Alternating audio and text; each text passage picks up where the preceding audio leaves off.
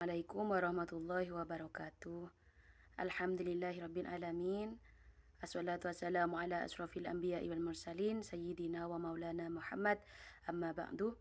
Yang saya hormati pengasuh Pondok Pesantren Zainul Hasan Genggong, Kiai Haji Muhammad Hasan Mutawakil Allah SHMM, dan yang saya hormati Bapak Rektor Universitas Islam Zainul Hasan Genggong, Dr. Abdul Aziz Wahab BAMAG, dan yang saya hormati Ustadz Khairul Badrut Tamam MPDI sekaligus dosen pengampu mata kuliah Filsafat Pendidikan Islam. Di sini kami dari kelompok 7 ingin memenuhi tugas mata kuliah Filsafat Pendidikan Islam.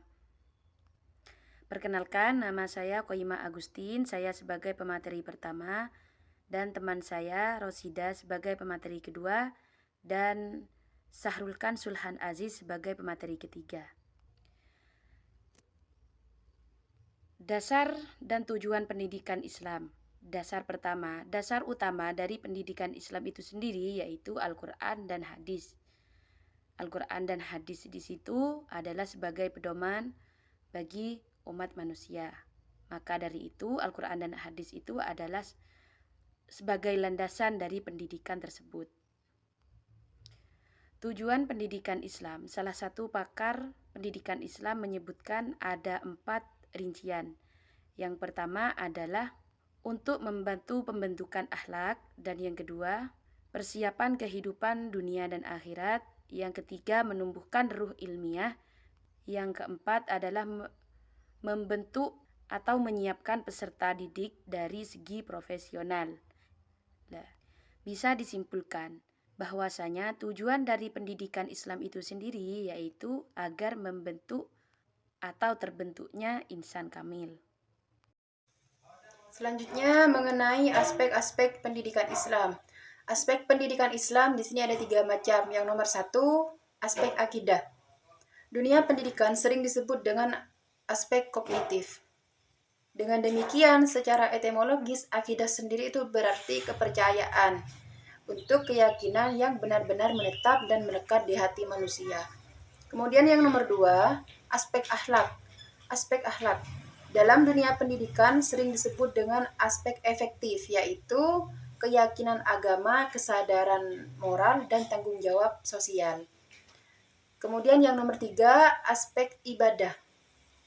Dalam dunia pendidikan sering disebut dengan aspek psikomotorik. Ialah segala amal jasmaniah yang konkret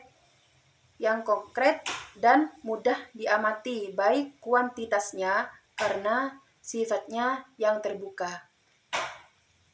Konsep pendidikan Islam.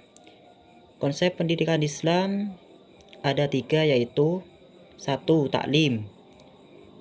Kata taklim banyak dijumpai dalam Al-Quran dan umumnya diartikan dengan pengajaran atau mengajar, dan merupakan proses transfer ilmu pengetahuan untuk meningkatkan intelektualitas peserta didik. Kedua, tarbiyah. Lebih menerangkan pada manusia bahwa Allah memberikan pendidikan melalui utusannya, yaitu Rasulullah SAW, dan merupakan transformasi pengetahuan dan satu generasi ke generasi, atau dari orang tua kepada anaknya. Yang ketiga adalah ta'dib. Ta'dib adalah yang berasal dari kata adaba yu'adibu, ta'diban, yang dapat berarti education atau pendidikan, disiplin patuh dan tunduk pada aturan, punishment atau hukuman atau peringatan.